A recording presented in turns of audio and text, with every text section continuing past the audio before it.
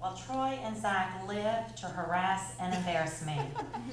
So I might as well enjoy this.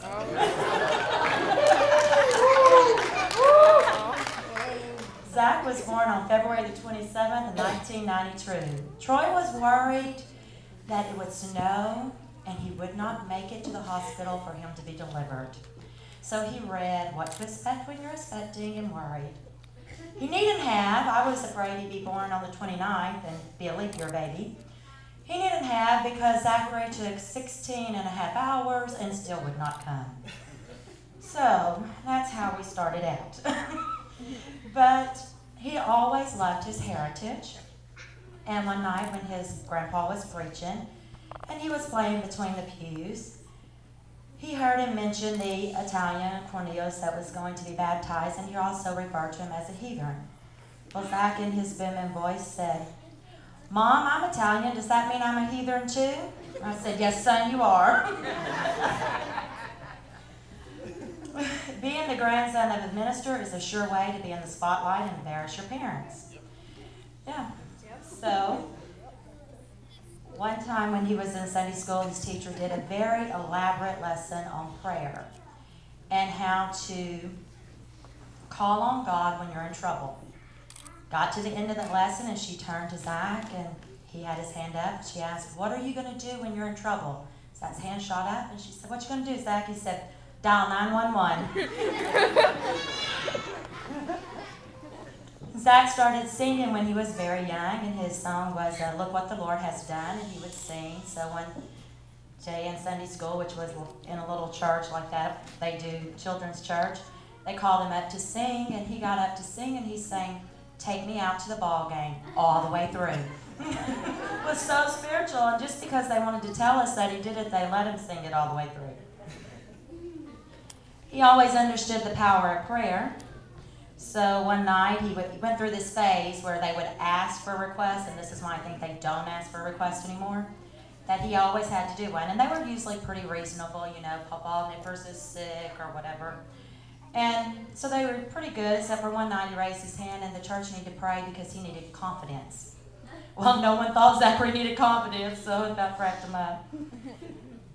But the best one was when he was going out to get spanked and he announced to the church, "Pray, church, pray!"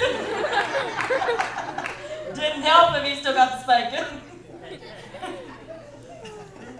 He's always enjoyed sports and been such a great team player.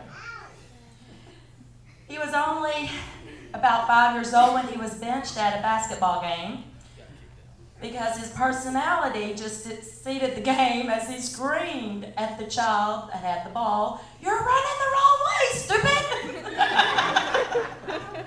Of course, we were so very proud to be his parents. He was playing baseball one day, and Troy told him, "Zach, watch the batter." Zach's catching air balls. So he says, "Zach, watch the batter." Well, Zach doesn't like instruction, so he turned and he said, "Dad, he can't hit." And he keeps playing with air balls. And when the kid strikes out, Zach announces as loud as he can, "See, I told you so."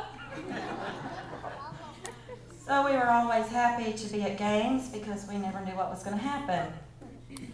It was real inventive when he and his cousin decided they wanted it to snow. His grandmother, that's here tonight, kept telling me, "Don't you think we ought to check on the kids?" And I kept saying, "They're in a toy room, what can they do?" And she said, "Don't you think we ought to check on the kids?" So finally I thought, well, I guess we need to check on the kids. So we go in there. Well, what they had done is they had unzipped the bean bag, took all of it, turned the fans on, and threw it up so it would snow. And when that wasn't enough, went outside, got themselves wet, and rolled in it to be snowmen. That's what you do. So, he was always a planner. So he comes to me one day when it's snowing in Arkansas and he wants to get his dad, but he knows Troy will run in the house.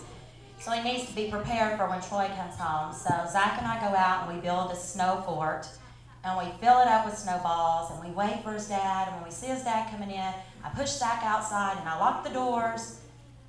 And Zach takes the snowball and he runs and he hits his dad, and he's so happy that he got his dad with the snowball, but he's going to run for cover, and he turns and he never looks and runs straight into a tree.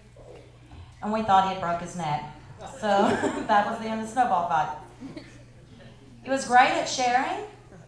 Our favorite memory of him sharing is we'd watch him from Mom and Dad's kitchen as he would go hand the horses bread, and he'd let them take a bite, and then he'd take a bite. It was so sanitary. Horse food. And he's giving. One Mother's Day, I had bought him a brand new outfit. You know, it's Mother's Day, but the kid gets the outfit. Brand new outfit, gonna dress him up, and he had went to show Mama Nippers that lived next door, and he had left his tie. So I said, Zach, go get your tie. And I'm trying to get ready. He'd already got everything on him but his tie, and I'm getting ready for church. And he walks in, he goes, look, Mom, I got you something. And I turned to look, and we lived in the country, and we had an outside cat for this purpose. But he had taken the mouse out of the cat's mouth, and that's what he was giving me for Mother's Day. And as I screamed and yelled and told him he better get it out of the house, he laughed and took it out of the house, walked into his dad's bathroom, and that's, Mom's upset, but I really got her.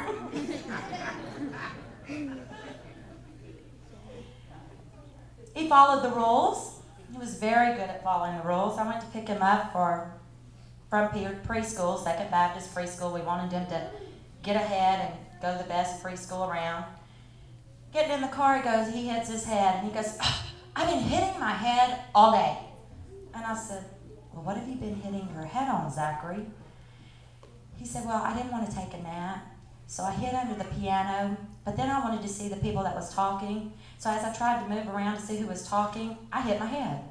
I said, Zachary, when they tell you to go to sleep, you need to lay down and go to sleep. He said, I knew you'd say that, Mom, but Dad would think it's funny.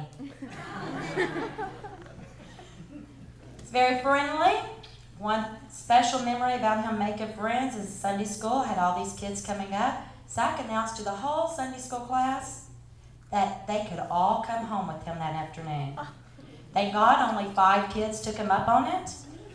And now you know I got no nap that Sunday afternoon, and he got a very strict talking to about you ask before you invite to the house.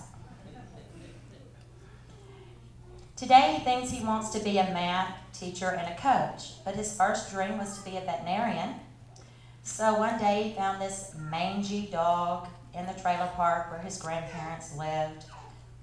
And he went in, and his grandfather was older, and he told him, he said, I need something to kill the bugs. So without asking him why or looking, he hands him Raid.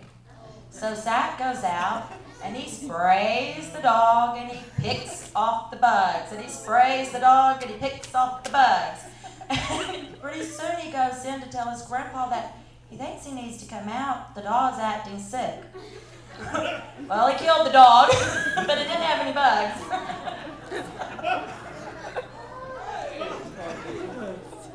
So I hope he is better as a teacher than he was as a veterinarian. Just hope. In all seriousness, Zach, your dad said you're an awesome child, and I agree. You received the Holy Ghost at the age of 6, like Sandy and I'm proud of you. You've always been easy to guide and direct, and your heart's been tender to God. Always stay that way, and don't allow life to ever dim your faith. You and I love music, so I'll remind you of some of the songs that I've bought and shared with you. In life, I hope you dance. Reach for your goals, take some chances, but always remember to let God be the leader. It's a climb, a journey, so enjoy the trip. I'm so proud of you, and although I'll miss my little boy sitting in my lap or sleeping between your father and I've enjoyed every minute of your life and each stage, just like watching a flower unfold, and I look forward to your life as a young man. I love you.